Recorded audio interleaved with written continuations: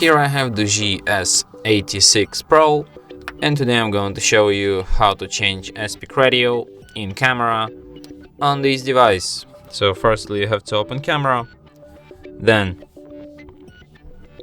tap here, select picture size, and here you can change its aspect ratio. You have 3:4 and full screen aspect ratio.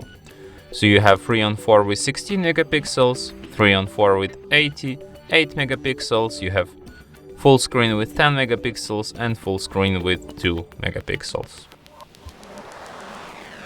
And that's it. Thanks for watching. If you find this tutorial useful, don't forget to hit that like button and subscribe to our channel.